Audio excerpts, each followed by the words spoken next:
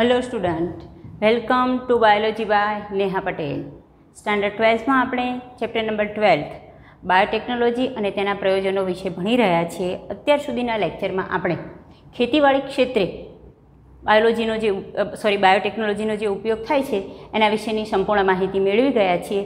આજથી આપણે ઔષધ ક્ષેત્રે, દવાઓમાં, મેડિસિન ક્ષેત્રે કઈ રીતે બાયોટેકનોલોજીનો ઉપયોગ થાય છે એના વિશેની માહિતી મેળવીશું. હવે જુઓ, ઘણા બધા ક્ષેત્રો છે કે જ્યાં બાયોટેકનોલોજી એટલે કે પુનઃસંયોજિત રિકમ્બિનન્ટ ડીએનએ ટેકનોલોજીનો બહોળો ઉપયોગ થઈ રહ્યો છે. પરંતુ સૌથી વધારે જો કોઈ ક્ષેત્રમાં પ્રભાવ પડ્યો હોય તો તે ઔષધ ક્ષેત્રમાં છે. ચિકિત્સા ક્ષેત્રે, દવા બનાવવામાં, નિદાન કરવામાં, ઘણી બધી થેરાપીમાં આપણે બાયોટેકનોલોજીનો ઉપયોગ અત્યારે લેટેસ્ટ કરી રહ્યા છીએ. તો એના વિશે આપણે માહિતી મેળવીએ. સ્વાસ્થ્ય સુરક્ષા ક્ષેત્રે, સ્વાસ્થ્ય સુરક્ષા એટલે કે આપણી હેલ્થ કેર માટે થઈ અને સૌથી વધારે બાયોટેકનોલોજીનો ઉપયોગ થઈ રહ્યો છે. કેમ એ તમને પૂછે તો આપણે એના વિશે માહિતી મેળવી. ઇન શોર્ટ, આજનો આપણો ટૉપિક છે ઔષધમાં જૈવ તકનિકીનું પ્રયોજન. જૈવ તકનિકી એટલે જ આ બાયોટેકનોલોજીની વાત થાય છે. જો પુનઃસંયોજિત ડીએનએ ટેકનોલોજીનો સૌથી વધારે જો ક્યાંય કોઈ ક્ષેત્રમાં પ્રભાવ પડ્યો હોય તો તે સ્વાસ્થ્ય સુરક્ષા એટલે હેલ્થકેર ક્ષેત્રમાં સર્વાધિક પ્રભાવ પડેલો છે. તો આનું કારણ શું? કારણ શું કે જે ઔષધો પુનઃસંયોજિત ટેકનોલોજી દ્વારા મેળવવામાં આવે છે એ એક તો વધુ સેફ હોય છે, વધુ સુરક્ષિત. બરાબર? કારણ શું? તો આપણે કારણો જાણીએ કે કેમ સ્વાસ્થ્ય સુરક્ષામાં હેલ્થકેર ક્ષેત્રે સૌથી વધુ પુનઃસંયોજિત ડીએનએ ટેકનોલોજીએ પ્રભાવ પાડેલો છે. તો રીઝન કે આ ટેકનોલોજી દ્વારા ઉત્પન્ન થતા ઔષધો સૌથી વધુ સુરક્ષિત એટલે કે સેફ હોય છે. બીજું, સારા પ્રભાવશાળી, એનો મતલબ કે મોર એફિશિયન્ટ, એમનું જે કાર્ય હોય એ બહુ સારી રીતે, એનો પ્રભાવ સારો હોય. બરાબર? ઇફેક્ટ સારી થતી હોય ઇન્સોર્ટ દવાની, એટલે એ સારા પ્રભાવશાળી હોય છે. અને આવા વધુ સુરક્ષિત અને સારા પ્રભાવશાળી પુનઃસંયોજિત ઔષધો એનું ઉત્પાદન પણ વધુ માત્રામાં કરી શકાય છે, બલ્કમાં, માસ પ્રોડક્શન કે માસ એટલે વધુ. ઇનશોર્ટ, આ ત્રણ રીઝન એક ઉત્પન્ન થતા ઔષધો માટેનો ફાયદો છે. બરાબર છે? કેમ આપણે ઔષધીય ક્ષેત્રે અથવા એમ કહીએ કે સ્વાસ્થ્ય સુરક્ષામાં પુનઃસંયોજિત ડીએનએ ટેકનોલોજી વધુ ઉપયોગી છે. તો અહીં ઉત્પન્ન થતા ઔષધો વધુ સુરક્ષિત અને સારા પ્રભાવશાળી છે અને આવા ઔષધોનું વધુ માત્રામાં ઉત્પાદન શક્ય બન્યું છે, એટલે કે માસ પ્રોડક્શન થઈ શકે છે. બીજું કે જ્યારે આ રીતે હંમેશા આપણા શરીરમાં આપણે રોગપ્રતિકારક તંત્ર વિશે તમે સમજો છો કે બહારથી કોઈ પણ ઘટક આવે તો શરીરને પરજાત અને સ્વજાત વચ્ચે ભેદ પારખવાની ક્ષમતા છે. એટલે બહારથી કોઈ સજીવમાંથી ઉત્પન્ન થયેલો કોઈ પણ દવા જો લેવામાં આવે તો આપણું જે શરીર છે એનું રોગપ્રતિકારક તંત્ર સક્રિય થઈ જાય છે અને એને પરજાત સમજી અને એનો પ્રતિકાર આપે છે. હવે સામાન્ય રીતે જ્યારે કોઈ રોગકારક આવે અને જો આપણું શરીર પ્રતિકારક આપે, પ્રતિકારકતા આપણું તંત્ર જે કાર્ય કરે તો એ આપણામાં છે ઐચ્છિક પ્રતિકારકતા કહેવાય, કારણ કે એનાથી આપણા શરીરને ફાયદો થાય છે. પરંતુ કંઈક બીજા સજીવોના ઘટકોમાંથી કે ડીએનએમાંથી બનેલી કંઈક દવા જો એન્ટર કરાવવા જઈએ અને જે આવું કરવા જઈએ તો એકચ્યુઅલી આપણો એમ શું હોય છે કે દવા દ્વારા આપણા શરીરની ટ્રીટમેન્ટ કરવી. પરંતુ શરીર છે એને પડજાત સમજી અને એનો પ્રતિચાર આપે તો એને અનૈચ્છિક પ્રતિરક્ષાત્મક રિસ્પોન્સ એટલે કે પ્રભાવ કહેવાય. બરાબર છે? એટલે કે આપણા રોગ પ્રતિકારક દ્વારા જે પ્રભાવ આપવામાં આવ્યો પણ એકચ્યુઅલી એ આપણા માટે ફાયદાકારક નથી, એટલે એને અનૈચ્છિક કહેવાય, કારણ કે એવો પ્રભાવ પડે તો જે તે દવા આપણે ઉપયોગ કરી શકતા નથી. પરંતુ આ ટેકનોલોજી દ્વારા ઉત્પન્ન થયેલા જે ઔષધો છે તેમાં આવો પ્રભાવ જોવા મળતો નથી, એટલે એનો આપણને એક ફાયદો છે. બરાબર? તો આ પ્રક્રિયા દ્વારા ઉત્પન્ન થયેલા જે ઔષધો છે એમાં અનૈચ્છિક પ્રતિરક્ષાત્મક પ્રભાવ પડતો નથી, જોવા મળતો નથી. એટલે આપણું શરીર, આપણું રોગપ્રતિકારક તંત્ર એનો વિરોધ કરતું નથી. જે અનૈચ્છિક પ્રતિરક્ષાત્મક પ્રભાવ એટલે અનવોન્ટેડ ઇમ્યુનોલોજીકલ રિસ્પોન્સ, આપણી ઇમ્યુની સિસ્ટમ જે છે, પ્રતિકારક તંત્ર છે, એના દ્વારા જે રિસ્પોન્સ આપવામાં આવે બહારથી કંઈ ઘટક આવે, પણ અહીંયા એ અનૈચ્છિક પ્રતિકારક છે એ અહીંયા જોવા મળતો નથી. શેમાં? પુનઃસંયોજિત ડીએનએ ટેકનોલોજી દ્વારા તૈયાર થયેલા ઔષધોમાં. બરાબર? થર્ડ જોયું કે જ્યારે મોટાભાગે એમ કહે છે કે અમાનવીય સ્ત્રોતમાંથી એટલે કે માનવ સિવાયના અન્ય સ્ત્રોતમાંથી ઉત્પન્ન થયેલા જો ઔષધો લેવામાં આવે તો ખરેખર એમાં આવો અનૈચ્છિક પ્રતિરક્ષાત્મક પ્રભાવ જોઈ શકાય, બરાબર. એટલે આ બધા ઔષધોમાં આ અસર જોઈ શકાય. ક્યારે? કે તમે અમાનવીય સ્ત્રોત એટલે માનવ સિવાયના સજીવમાંથી જો એમાંય સૂક્ષ્મજીવ હોય કે પ્રાણી હોય કે કોઈ પણ એમાંથી ઉત્પન્ન થયેલી જો કોઈ ઔષધ લઈએ તો એ મોટાભાગના ઔષધમાં આ અસર એટલે કઈ અનૈચ્છિક પ્રતિરક્ષાત્મક પ્રભાવ જોઈ શકાય છે. પરંતુ આપણો ફાયદો છે કે આ ટેકનોલોજી દ્વારા ઉત્પન્ન થયેલા ઔષધોમાં આવો પ્રભાવ જોઈ શકાતો નથી. તો આ 3 કારણોસર ઔષધમાં અથવા સ્વાસ્થ્ય ક્ષેત્રે સૌથી વધારે પુનઃસંયોજિત ડીએનએ ટેકનોલોજીએ પોતાનો પ્રભાવ દર્શાવેલો છે.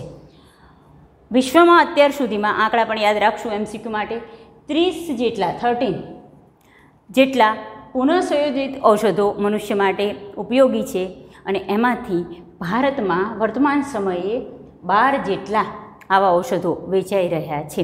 તો આ આંકડા પણ આપણે યાદ રાખીશું કે વિશ્વમાં ટોટલ કેટલા પુનઃસંયોજિત ઔષધો મનુષ્યના ઉપયોગી માટે અવેલેબલ છે તો 30 જેટલા અને એમાંથી 12 જેટલા એવા ઔષધો છે પુનઃસંયોજિત ડીએનએ ટેકનોલોજી દ્વારા તૈયાર થયેલા કે જે ભારતમાં વેચાઈ રહ્યા છે, બરાબર. તો આ ઔષધ ક્ષેત્રે જૈવ તકનિકીનું જે પ્રયોજન છે એ હવે એમાં પણ અલગ અલગ પ્રક્રિયાઓ માટે અલગ અલગ ક્ષેત્રમાં એટલે ઔષધ ક્ષેત્રમાં પણ અલગ અલગ વિભાગોમાં બાયોટેકનોલોજીનો ઉપયોગ થાય છે. તો અહીંયા આ ચેપ્ટરમાં આપણે એમાંથી 3 મુખ્ય ક્ષેત્ર મેઇન ટોપિક આપણો આ જ રહેશે ઔષધમાં જૈવ તકનિકીનું પ્રયોજન, પરંતુ એમાં પણ આપણે 3 ક્ષેત્રમાં આ ઔષધીય પ્રયોગો વિશેની માહિતી મેળવવાની છે. તો એ 3 ક્ષેત્રો કયા છે? તો એક જનીન ઇજનેરી ઇન્સ્યુલિન બનાવવા માટે, બીજું જનીન થેરાપીમાં અને ત્રીજું આણ્વિક નિદાનમાં, બરાબર. તો આ 3 પોઈન્ટ પણ યાદ રાખીશું કે આ ચેપ્ટરમાં ઔષધીય ક્ષેત્રે જે જૈવ તકનિકીનું પ્રયોજન છે એમાં આપણા 3 ક્ષેત્રે જોવાનું છે. કઈ રીતે? ખેતીવાડી ક્ષેત્ર હતું એમાં આપણે 2 વસ્તુમાં જોયું, જીવાત પ્રતિકારક વનસ્પતિનું નિર્માણ, પેસ્ટ પ્રતિકારક વનસ્પતિનું નિર્માણ. એના સિવાય પણ ઘણા ઉપયોગો હોય છે. એ જ રીતે ઔષધ ક્ષેત્રમાં કેમ ઉપયોગી છે એના માટેના કારણો જોયા, આ 2 આંકડા જોયા અને હવે આપણે એમાં પણ 3 ટૂંક નોંધો જોઈશું. એક જનીન ઇજનેરી ઇન્સ્યુલિનનું નિર્માણ કઈ રીતે થાય છે, જનીન થેરાપી શું છે અને આણ્વિક નિદાન શું છે. બહુ સરસ 3 ટૂંક નોંધો છે. તો એના વિશેની આપણે માહિતી મેળવવાની હવે શરૂઆત કરવાની છે. તો આપણે આપણો પહેલો ટોપિક સ્ટાર્ટ કરીશું. કયો? જનીન ઇજનેરી વિદ્યા ક્ષેત્રે જનીન ઇજનેરી ઇન્સ્યુલિનનું નિર્માણ ટૂંકમાં. તો આપણી આજની જનીનિક ઇજનેરી ઇન્સ્યુલિન બહુ જ આઈએમપી ટોપિક છે. ઘણા બધા એમસીક્યુ આમાંથી આવવાની શક્યતા રહે છે. બધા જ પોઈન્ટ શાંતિથી સમજજો, બરાબર. ટેક્સ્ટબુકમાં લખાણ સારી રીતે આપેલું જ છે, પોઈન્ટ ટુ પોઈન્ટ એમાં જોઈને લખી શકશો અથવા હું આની જે નોટ્સ છે એ જરૂર પડે બની જાય તો તમારી સાથે શેર કરીશ તો એમાં પણ તમે જોઈ શકશો. પણ છતાં ટેક્સ્ચ્યુઅલ ટોપિક બરાબર છે. એક્સ્ટ્રા કંઈક આના માટે હું અહીં બોલું અથવા લખું તો એ તમે નોટ ડાઉન કરી લેવાનું રહેશે, બરાબર. ચલો સૌથી પહેલાં આપણે જોઈએ કે જેનેટિક એન્જિનિયરિંગ વસ્તુ અલગ છે, એનો મતલબ કે બાયોટેકનોલોજી દ્વારા ઇન્સ્યુલિન શું છે એના વિશે પહેલાં તો માહિતી મેળવીએ. અને ઇન્સ્યુલિનનો ઉપયોગ મનુષ્યમાં ક્યાં કરવામાં આવે છે એ પહેલાં તો ઇન્સ્યુલિન એક પ્રકારનો અંતઃસ્ત્રાવ છે. આ બધા શબ્દો યાદ રાખીશું. ઇન્સ્યુલિન એક પ્રકારનો શું છે? અંતઃસ્ત્રાવ છે. હવે અંતઃસ્ત્રાવ છે એ અલગ અલગ પ્રકૃતિના હોય છે. કોઈક પેપ્ટાઇડ એટલે કે પ્રોટીનના બનેલા હોય છે, કોઈક એમાઇડના બનેલા હોય છે, કોઈ સ્ટીરોઇડ પ્રકારના પણ હોય છે. પણ અહીંયા આપણે ધ્યાન રાખીશું કે ઇન્સ્યુલિન છે એ પેપ્ટાઇડ પ્રકૃતિ ધરાવે છે. એનો મતલબ કે એ પ્રોટીનનો બનેલો અંતઃસ્ત્રાવ છે, બરાબર. આ બધા જ એમસીક્યુ આપણે ધ્યાન રાખીશું. ચલો, ઇન્સ્યુલિનનો ઉપયોગ કયા રોગમાં થાય છે? તો ઇન્સ્યુલિનનો ઉપયોગ ડાયાબિટીસ કે જેને ગુજરાતીમાં મધુપ્રમેહ કહે છે,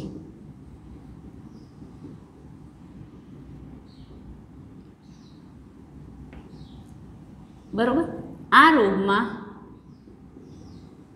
ઇન્સ્યુલિનનો ઉપયોગ થાય છે. આ બધા જેટલા શબ્દો બોલું છું એ બધા તમારા એમસીક્યુ માટે છે. એટલે પહેલાં બધા વધારાના પોઈન્ટ નોટ ડાઉન કરી નાખશો અથવા જે બોલું છું એ એકવાર પોઝ કરીને તમને એવું લાગે કે આ બધા પોઈન્ટ આ રીતે તમારે નોટ ડાઉન કરવાના છે એ કરી નાખશો તો તમને આ ટોપિકમાંથી બીજા એક્સ્ટ્રા નીટને લગતા ઘણા બધા એમસીક્યુ વિશેની માહિતી મળી જશે.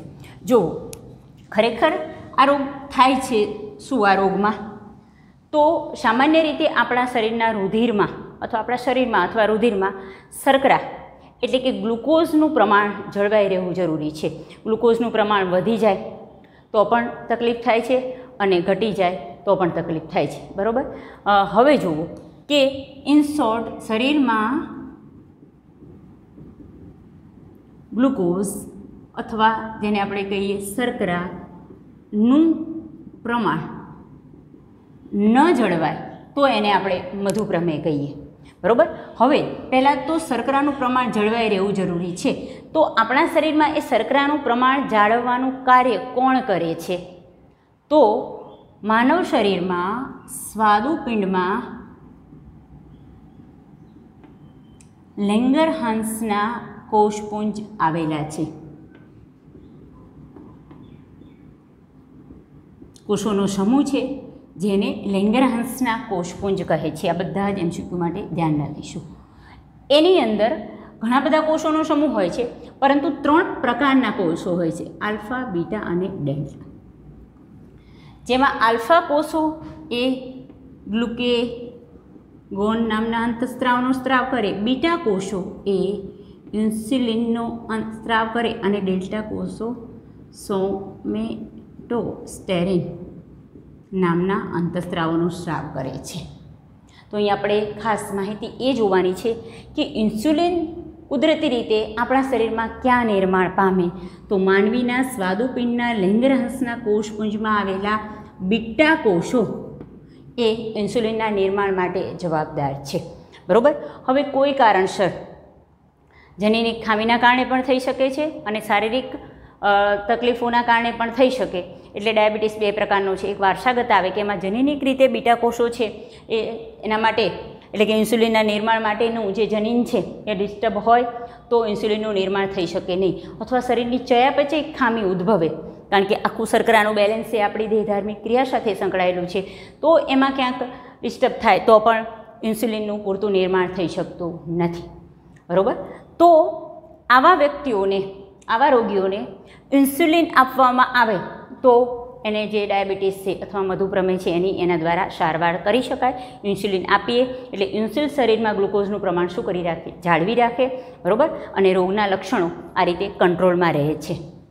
તો પહેલાં તો તમને કેમ મધુપ્રમેહમાં ઇન્સ્યુલિન આપવામાં આવે છે એના માટેની તમને માહિતી હોવી જોઈએ. બરાબર. તો આ બધો એક્સ્ટ્રા પોઈન્ટ છે તમારા જાણ માટે થઈને. એટલે પહેલાં તમારે આ બધું શબ્દ કદાચ નોટ ડાઉન કરવા હોય તો તમે અહીંયા વિડીયો પોઝ કરીને આટલું નોટ ડાઉન કરી શકો છો. બરાબર. હવે આપણે ટેક્સ્ચ્યુઅલ ટોપિક સ્ટાર્ટ કરીએ છીએ કે આ રીતે ઇન્સ્યુલિનની જરૂર પડે છે. તો એવું નથી કે પહેલેથી ઇન્સ્યુલિન છે એ આ રીતે જનીન ઇજનેરિક ઇન્સ્યુલિન બનાવવામાં જ આવે છે. પહેલાં જે ઇન્સ્યુલિન મેળવવામાં આવતું હતું એ પહેલાંના સમયમાંથી, ઘણા સમયથી એમ તો ઇન્સ્યુલિન બને છે, પરંતુ ઇન્સ્યુલિન પ્રાણીઓમાંથી, ભૂંડના શરીરમાંથી, બરાબર છે, એમાંથી પિગ્સ છે એના શરીરમાંથી લઈ અને ઇન્સ્યુલિનનું નિર્માણ કરવામાં આવતું. કઈ રીતે? કે પ્રાણીઓ જેવા કે ભૂંડ એને મારી નાખી એનું જે સ્વાદુપિંડ છે, કારણ કે મોટાભાગના જે મેમલ્સ એટલે કે સ્તનધારીઓ છે એમાં સ્વાદુપિંડમાં એના લેંગરહાન્સના કોષપુંજમાં ઇન્સ્યુલિનનું નિર્માણ થતું જ હોય છે. તો માનવીમાં જો ઇન્સ્યુલિનની ખામી છે તો પહેલાં શું કરવામાં આવતું હતું? પ્રાણીઓ જેવા કે ભૂંડ એને મારી એના સ્વાદુપિંડમાંથી ઇન્સ્યુલિન મેળવવામાં આવતું. પરંતુ આવું ઇન્સ્યુલિન જ્યારે પ્રાપ્ત કરવામાં આવતું તો સમજી શકો કે પ્રાણીઓમાંથી લેવામાં આવતું એટલે પરજાત ઘટક શરીરમાં એન્ટર થાય. તો હમણાં જ આપણે વાત કરી એમ કે જ્યારે અમાનવીય સ્ત્રોત, માનવ સિવાયના કોઈ સ્ત્રોતમાંથી જ્યારે તમે કોઈ દવા લો છો, કોઈ ઘટક બનાવીને શરીરમાં એન્ટર કરાવો તો શરીરને ખબર છે કે એ પરજાત છે, એટલે શરીર એનો સ્વીકાર કરતો નથી અને એના કારણે આપણું રોગ પ્રતિકારક તંત્ર એ અનિચ્છનીય પ્રતિરક્ષાત્મક પ્રભાવ પાડે અને જેવી કે ઘણાને એના કારણે એલર્જી થઈ શકે છે. એલર્જી એ ખબર છે કે આપણું શરીર જ જ્યારે આપણા શરીર પર જ આપણું પ્રતિકારક તંત્ર કાર્ય કરે તો એને આપણે શું કહીએ છીએ? એલર્જી અથવા પરજાત પ્રોટીન પ્રત્યેની પ્રતિકારકતા કહી શકાય. સમજી શકો કે પરજાત ઘટક છે, પરજાત ઘટક કે પરજાત પ્રોટીન પ્રત્યેનો પ્રતિચાર આપણા શરીર દ્વારા આવું પડવાની શક્યતા રહેતી. એટલે ઇન્સ્યુલિન મેળવવામાં તો આવતું જ હતું પહેલેથી, પરંતુ આવા ઇન્સ્યુલિનના કારણે એ ઘણી બધી સાઈડ ઇફેક્ટ થવાની શું રહી શક્યતા રહી. તો જનીન ઇજનેરી વિદ્યા ક્ષેત્રે ઇન્સ્યુલિનનું એ રીતે નિર્માણ કરાવવામાં આવે છે કે જેના દ્વારા આવો અનૈચ્છિક પ્રતિરક્ષાત્મક પ્રભાવ પડતો નથી, વધુ સુરક્ષિત છે, વધુ પ્રભાવશાળી હોય અને વધુ પ્રમાણમાં એનું શું કરી શકાય, ઉત્પાદન કરી શકાય છે. ઘણા વૈજ્ઞાનિકોએ આના માટે અલગ અલગ પ્રયોગો કરેલા છે, પરંતુ જે અમેરિકામાં ઇલી લિલી નામની કંપની છે એણે સૌ પ્રથમ આ રીતે ઇન્સ્યુલિનનું શું કર્યું, નિર્માણ કરેલું છે. તો ઇન્સ્યુલિનનું નિર્માણ જ્યારે પણ કરાવવું હોય તો આપણે હમણાં જ વાત કરી કે ઇન્સ્યુલિન શેનું બનેલું છે, પ્રોટીનનું. તો પહેલાં એની રચના ખબર હોવી જોઈએ અને એ પ્રોટીનના નિર્માણ માટે જવાબદાર જનીન એની શૃંખલા આપણને ખબર હોવી જોઈએ કે માનવીના શરીરમાં કયું જનીન એ આ પ્રકારના પ્રોટીનનું શું કરાવે છે, નિર્માણ કરાવે છે. બરાબર. તો જોવો કે હવે આપણને શું ખબર હોવી જોઈએ કે ઇન્સ્યુલિનનું બંધારણ શું છે. ઇન્સ્યુલિન આગળ જ કીધું કે પ્રોટીનનું બનેલું છે અને ઇન્સ્યુલિનની રચનામાં 3 શૃંખલા આવેલી હોય છે. આમ તો મુખ્ય 2 શૃંખલાનું બનેલું છે, શૃંખલા એ અને શૃંખલા બી. ઇન શોર્ટ કેમ 3 પહેલાં મેં તમને કહ્યું કે બધા જ પહેલાં આપણે વાત કરી લઈએ કે ઇન્સ્યુલિન એક પ્રકારનું શું છે, પ્રોટીન છે. જ્યારે માનવ સહિત બધા જ જે સ્તનધારીઓ છે, મેમલ્સ, એમાં કુદરતી રીતે જ્યારે ઇન્સ્યુલિનનું નિર્માણ થાય છે તો એ ઇન્સ્યુલિન છે એ પ્રો ઇન્સ્યુલિન સ્વરૂપે હોય.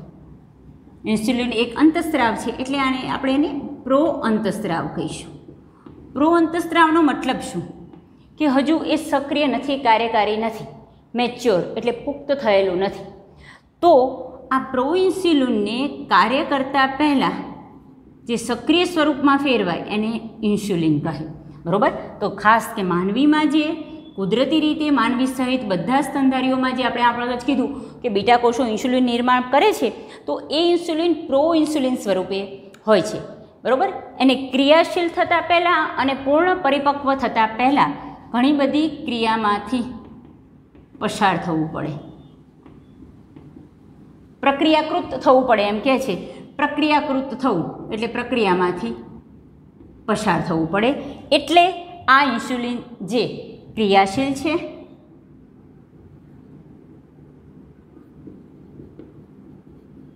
અને પરિપક્વ મેચ્યોર છે એનું નિર્માણ થાય. તો આપણને ખબર પહેલાં તો હોવી જોઈએ કે પ્રો ઇન્સ્યુલિનનું બંધારણ શું છે અને ઇન્સ્યુલિનનું બંધારણ શું છે. હવે જુઓ કે જે પ્રો ઇન્સ્યુલિન છે એની રચનામાં 3 શૃંખલા આવેલી છે. તો અહીંયા આપણે પહેલાં પ્રો ઇન્સ્યુલિન વિશે ભણીએ.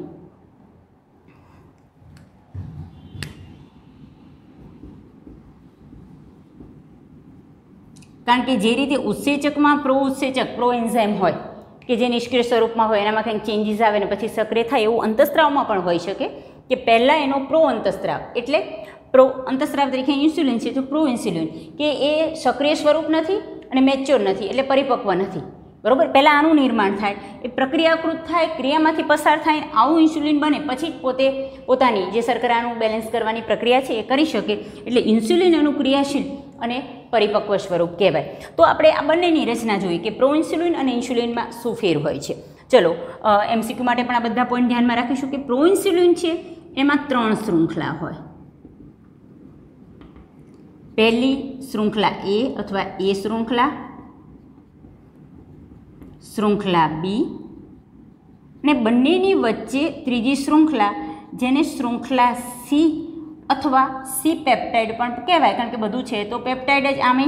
બરાબર. હું ફિગર દોરીશ એટલે તમને ખબર પડશે. ચલો જુઓ. ધારો કે એક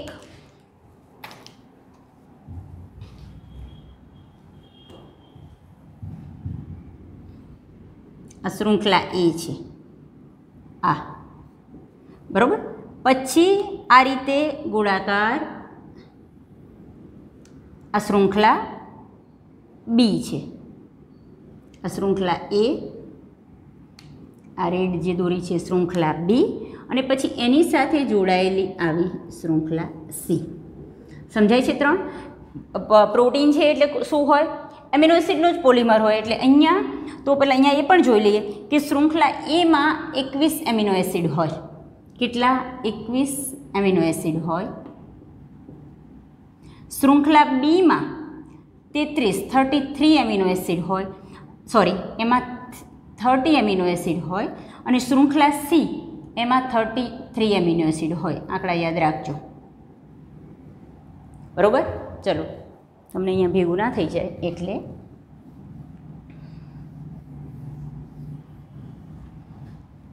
સમજાયું? તો આ બ્લેક છે એ શૃંખલા એ છે. બરાબર? આ છે શૃંખલા સી છે, રેડ છે, સોરી રેડ છે શૃંખલા સી છે.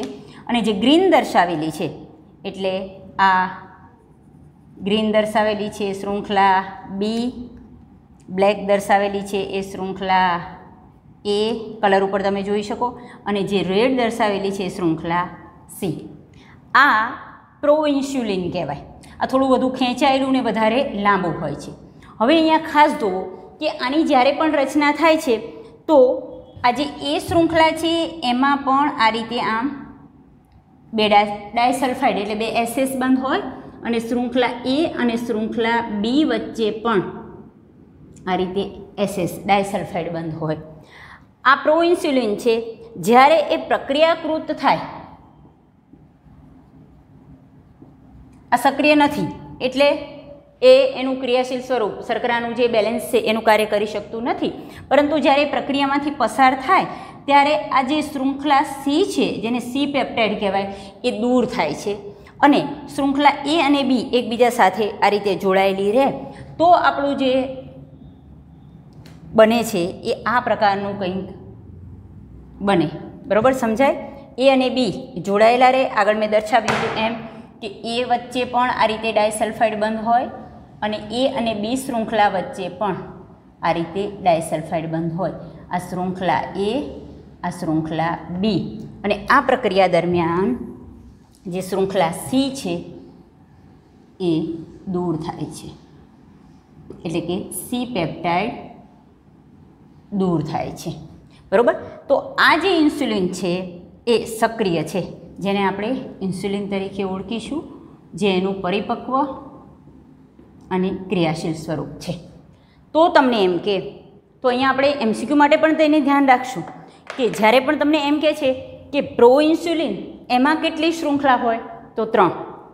શૃંખલા એ, શૃંખલા બી અને શૃંખલા સી. એ અને બીની વચ્ચે આ રીતે વધુ ખેંચાયેલું, થોડુંક લાંબુ ખેંચાયેલું લાગે છે, સી પેપ્ટાઇડ અથવા સી શૃંખલા આવેલી હોય. બરાબર? સી શૃંખલા 33 એમિનો એસિડની બનેલી છે. શૃંખલા એ 21 એમિનો એસિડની બનેલી છે. શૃંખલા બી 30 એમિનો એસિડની બનેલી છે. અહીંયા શૃંખલા એમાં પણ વચ્ચે એક ડાયસલ્ફાઇડ બંધ છે અને શૃંખલા એ અને બીની વચ્ચે 2 ડાયસલ્ફાઇડ બંધ છે. એસએસ બંધ એટલે ડાયસલ્ફાઇડ બંધ. તો આપણે યાદ રાખીએ કે આ બે શૃંખલા કોનાથી જોડાયેલી હોય? તો 2 ડાયસલ્ફાઇડ બંધથી. બરાબર? હવે જુઓ કે જ્યારે પ્રક્રિયાકૃત થાય ત્યારે એમાં એનો જે સી ભાગ છે, સી પેપ્ટાઇડ, એ પ્રક્રિયા દરમિયાન દૂર થાય. આપણે અહીંયા દર્શાવી દીધો. અને આટલો પાર્ટ છે એ ઇન્સ્યુલિન તરીકે કાર્ય કરે. તો અહીંયા આપણે ઇન્સ્યુલિનની રચના કહે છે તમે, તો એમાં માત્ર 2 શૃંખલા, શૃંખલા એ જે 21 એમિનો એસિડ ધરાવે છે, શૃંખલા બી 30 એમિનો એસિડ ધરાવે છે. એ વચ્ચે 1 ડાયસલ્ફાઇડ બંધ, એ અને બી વચ્ચે 2 ડાયસલ્ફાઇડ બંધ. ખાસ ઇન્સ્યુલિનની રચના ધ્યાન રાખજો. બરાબર છે? હવે જુઓ કે તમને એ રીતે પૂછે કે ઇન્સ્યુલિનમાં કુલ કેટલા એમિનો એસિડ હોય? તો અહીંયા 30 અને અહીંયા 21 એટલે ટોટલ 51 એમિનો એસિડથી ઇન્સ્યુલિન બનેલું હોય છે. આ જે ઇન્સ્યુલિનના નિર્માણમાં જે એમિનો એસિડ છે એના આંકડા તમને ટેક્સ્ટબુકમાં આપેલા નથી, પણ પ્રોટીનની રચના છે, પ્રોટીન એમિનો એસિડનો બનેલો હોય એટલે આપણે એના કેટલા એમિનો એસિડ છે એની માહિતી હોવી જોઈએ. આટલી ખબર પડે છે. આપણે માત્ર ઇન્સ્યુલિનના બંધારણ વિશેની માહિતી મેળવેલી છે. હવે જુઓ કે જ્યારે પણ આપણે આ ઇન્સ્યુલિન વિશેની માહિતી મેળવી, હવે આપણે શું કરવું છે? જનીનિક ઇજનેરી પ્રક્રિયાથી ઇન્સ્યુલિનનું શું કરાવવું છે? નિર્માણ કરાવવું છે. તો એના માટે સૌથી મોટો પડકાર આ કે જે સી પેપ્ટાઇડ છે ન હોવું જોઈએ એને દૂર કરવું, અથવા આ સ્વરૂપ નહીં, આપણે સ્વરૂપ કયું તૈયાર કરવું? આ સ્વરૂપ જ તૈયાર કરી અને પછી જો માનવીમાં એન્ટર કરાવીએ તો ઇન્સ્યુલિન પોતાનું કાર્ય કરી શકે. અને જે ડાયાબિટીક પેશન્ટ છે એની ટ્રીટમેન્ટ આ ઇન્સ્યુલિનથી થઈ શકે છે. તો તમને એ રીતે પણ પૂછે કે પુનઃસંયોજિત ડીએનએ ટેકનોલોજીમાં સૌથી મોટો પડકાર શું? તો ઇન્સ્યુલિનનું પરિપક્વ સ્વરૂપ તૈયાર કરવું એ બહુ મહત્ત્વની વસ્તુ હતી. ઘણા આપણે આગળ પણ વાત કરી છે કે ઘણા બધા વૈજ્ઞાનિકો દ્વારા આના પાછળ પ્રયાસ થયેલો છે, પણ આપણે હવે ધ્યાન રાખીએ કે આ નોટ ડાઉન કરી લેશો, બરાબર? આ બે સમજાવ્યું છે, બધું ટેક્સ્ચ્યુઅલ ટોપિક જ છે. ટેક્સ્ટમાં એક્ઝેક્ટ કયા પોઈન્ટ આપેલા છે તમે પોઈન્ટ કરીને લખશો તો પણ તમને આઈડિયા આવી જ જશે. આગળનું જે શરૂઆતનું કીધું છે ઇન્સ્યુલિન વિશેની મેં તમને થોડી વધારાની માહિતી આપેલી છે. અમેરિકાની કંપની ઇલી લિલી નામની કંપની છે, એણે સૌપ્રથમ ઇન્સ્યુલિનનું નિર્માણ કર્યું. માત્ર તમને આટલી જ માહિતી ટેક્સ્ટબુકમાં છે. માત્ર કંપનીનું નામ આપેલું છે, તમને સક્રિય સ્વરૂપ અને જે નિષ્ક્રિય એટલે પ્રો ઇન્સ્યુલિન સ્વરૂપ અને ઇન્સ્યુલિન સ્વરૂપ એ બંનેની ફિગર દર્શાવેલી છે, બરાબર? 1983માં ઇલી લિલી નામની કંપનીએ 2 ડીએનએ શૃંખલા તૈયાર કરી. તો આપણે એના વિશે માહિતી મેળવીશું. ઇલી લિલી નામની કંપનીએ 1983માં આ જે અમેરિકન કંપની છે તેણે સૌપ્રથમ આરડીએનએ ટેકનોલોજી દ્વારા એટલે પુનઃસંયોજિત ડીએનએ ટેકનોલોજી દ્વારા માનવ ઇન્સ્યુલિનનું નિર્માણ કર્યું.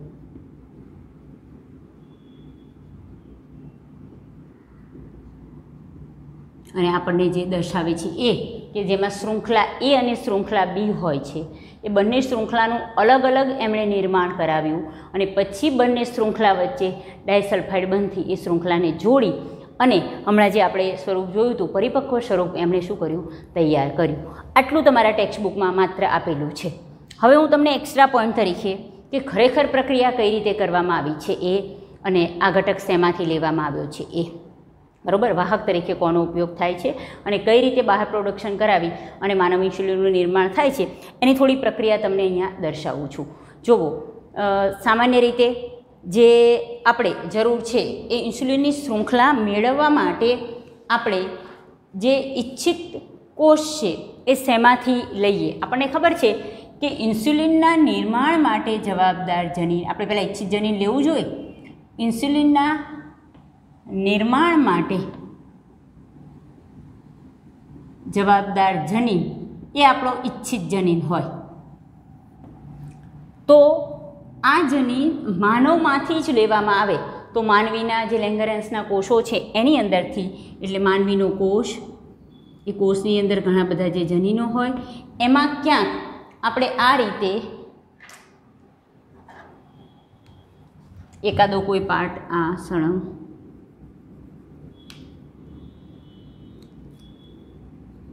બરાબર અહીંયા આ ઈચ્છિત ધારો કે આખી શૃંખલા છે કે જે એનું નિર્માણ કરાવે છે. આગળની પ્રક્રિયા ખબર છે આપણને, આખી ડીએનએ ટેકનોલોજી અહીંયા ઉપયોગ થશે.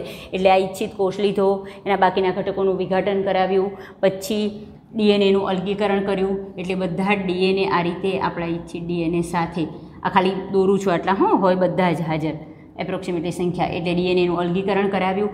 પછી રિસ્ટ્રિક્શન ઉત્સેચક દ્વારા ડીએનએના ટુકડા કર્યા. જેલ ઇલેક્ટ્રોફોરેસિસ દ્વારા સમજાયું, પહેલાં રિસ્ટ્રિક્શન ઉત્સેચકથી ડીએનએના ટુકડા કરીશું અને જેલ ઇલેક્ટ્રોફોરેસિસ પ્રક્રિયા દ્વારા આપણે આ ઈચ્છિત શૃંખલા છે એ દૂર કરીશું અને એમાં પણ આપણે એ શૃંખલા માટે જવાબદાર ડીએનએ અને બી શૃંખલા માટે જવાબદાર ડીએનએ અલગ કરાવીશું.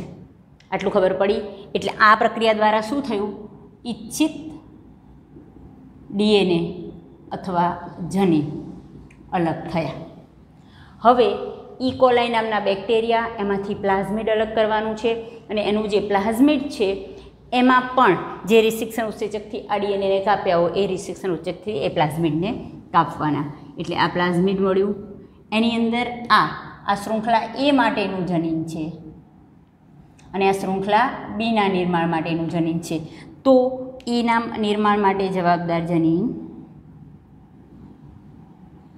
અહીંયા આપણે જોઈન્ટ કરી દઈશું, બરાબર છે? પ્લાઝમિડ શેમાંથી લીધું છે? ઈ કોલાઈમાંથી લીધું છે. પુનઃસંયોજિત ડીએનએ તૈયાર થઈ ગયું. એ જ રીતે બંને પ્રક્રિયા અલગ અલગ રીતે કરવામાં આવે છે અને બીજા પ્લાઝમિડમાં આપણે શૃંખલા બી માટેનું જનીન એન્ટર કરાવીશું. એટલે 2 થઈ ગયા તૈયાર. હવે આને ઇકોલાઈમાં એન્ટર કરાવીશું અને ત્યાં તેની વૃદ્ધિ કરાવીશું. બરાબર. આને પણ ઇકોલાઈમાં એન્ટર કરાવીશું અને ત્યાં એની વૃદ્ધિ કરાવવામાં આવે છે. એટલે ઘણી બધી સંખ્યામાં ઇકોલાઈ બેવડાય, આ શૃંખલા આપણે છૂટી પડે અને આની વૃદ્ધિ માટે આપણે લેક્ટોઝ માધ્યમનો ઉપયોગ કરીશું. ધ્યાન રાખજો. કોના? લેક્ટોઝ ધરાવતા માધ્યમમાં આ ઇકોલાઈનું સંવર્ધન કરાવવામાં આવે છે, કારણ કે ઇકોલાઈ લેક્ટોઝનો પોષક માધ્યમ તરીકે શું કરે છે? ઉપયોગ કરે. એટલે ઇકોલાઈ સંખ્યામાં બેવડાય. ઇકોલાઈ બેવડાય એટલે આપણા ઈચ્છિત જનીનના ટુકડા પણ બેવડાય. પછી અનુપ્રવાહી સંસાધન પ્રક્રિયા, ડીએનએના ટુકડા અલગ કરવાના, એને અનુરૂપ પ્રોટીનનું નિર્માણ કરાવવાનું. એટલે આપણને આ આખી પ્રક્રિયા આપણે કોના માટે કરીએ છીએ? શૃંખલા એ માટે. એટલે આ જનીન છે એ શૃંખલા એના નિર્માણ માટે જવાબદાર જનીન છે. આ શૃંખલા બીના નિર્માણ માટે જવાબદાર જનીન છે. એનું આ રીતે આપણે જનીન અલગ કરાવીએ અને પછી એ જનીનમાંથી આપણે શૃંખલા એનું નિર્માણ કરાવીએ. એટલે 21 એમિનો એસિડ ધરાવતી શૃંખલા એ બને અને આમાંથી 30 એમિનો ધરાવતી શૃંખલા બીનું નિર્માણ થાય. આ રીતે ઇલી લીલી કંપનીએ બંને શૃંખલા અલગ અલગ નિર્માણ કરાવી અને ત્યારબાદ આ બંને શૃંખલાને ડાયસલ્ફાઇડ બંધથી જોડી અને જે માનવીમાં હોય એવું જ આ જે ઇન્સ્યુલિન છે એનું આ રીતે શું થયું? નિર્માણ થયું. બરાબર. તો આ રીતે રિકોમ્બિનન્ટ ડીએનએ ટેકનોલોજી દ્વારા સમજાય છે. માનવ કોષમાંથી જ આખું પહેલાં ઇન્સ્યુલિનના નિર્માણ માટેની શૃંખલા દૂર કરી, પછી એમાં એના ટુકડા કરી જેલ ઇલેક્ટ્રોફોરેસિસ દ્વારા શૃંખલા એના નિર્માણ માટેનું જનીન અને બીના નિર્માણ માટેનું જનીન અલગ કરાવ્યું. શૃંખલા એ પણ અલગ નિર્માણ કરવામાં આવે છે, બી પણ નિર્માણ કરવામાં આવે છે અને પછી બંનેને ડાયસલ્ફાઇડ બંધથી જોડી દેવામાં આવે. એટલે એને પાછા ઇકોલાઈના પ્લાઝમિડમાં શિફ્ટ કર્યું. આ બાજુ પણ આ પ્રક્રિયા ચાલુ રહે. એ બંનેને બેક્ટેરિયામાં, કયા બેક્ટેરિયામાં? ઇકોલાઈમાં એન્ટર કરાવ્યા. ઇકોલાઈને લેક્ટોઝ ધરાવતા માધ્યમમાં ઉછેર્યા. આ પ્રક્રિયા બે જ અલગ જ થતી હોય. પછી આમાંથી આ રીતે આપણને ઘણા બધા ટુકડા મળે. અનુપ્રવાહિત પ્રક્રિયા ચેપ્ટર નંબર 11 ખબર છે, એમાંથી પસાર કરી અને ડીએનએને અનુરૂપ પ્રોટીનનું નિર્માણ કર્યું. એટલે આમાંથી શૃંખલા એ 21 એમિનો એસિડ ધરાવતી નિર્માણ પામી. સેમ પ્રક્રિયા અહીં રિપીટ કરી એટલે શૃંખલા બી 30 એમિનો એસિડ ધરાવતી નિર્માણ પામી અને ત્યારબાદ આ બંને શૃંખલાને જોડી અને માનવ ઇન્સ્યુલિનનું નિર્માણ ઇલી લીલી કંપની દ્વારા કરવામાં આવેલું છે. બરાબર. તો આના સાથે આપણે આ પહેલો ટોપિક જનીન ઇન્જિનિયરિંગ ઇન્સ્યુલિનનું નિર્માણ કઈ રીતે થાય એના વિશેની માહિતી અહીંયા આપણે પૂરી કરીએ છીએ. તમે ટોપિક ટેક્સ્ટબુકમાંથી પોઈન્ટ વાઇઝ પાડીને લખી શકો છો અને એક્સ્ટ્રા પોઈન્ટ માટે વિડીયો જોઈ અને તમને એવું લાગે કે જે પણ શબ્દ વધારાના છે એ જરા સાથે સાથે ટેક્સ્ટબુકમાં પણ નોટ ડાઉન કરી લેજો અને તમારા નોટ્સમાં પણ લખજો. તમારે લખવાનું છે ટેક્સ્ચ્યુઅલ આપેલું છે એટલું જ, પણ આ તમને સમજાવવા માટે થઈ ઇન્સ્યુલિનમાં કેટલા એમિનો એસિડ હોય, મધુપ્રમેહમાં શું તકલીફ થાય છે, કયા કયા કોષો સ્વાદુપિંડમાં કયા કયા અંતઃસ્રાવનો સ્રાવ કરે, એમ ઘણા બધા એક્સ્ટ્રા પોઈન્ટ નીટ માટેના થઈ અને સાથે દર્શાવી દીધેલા છે. તો આ સાથે આપણે આજનો લેક્ચર પૂરો કરીએ છીએ. જય હિન્દ.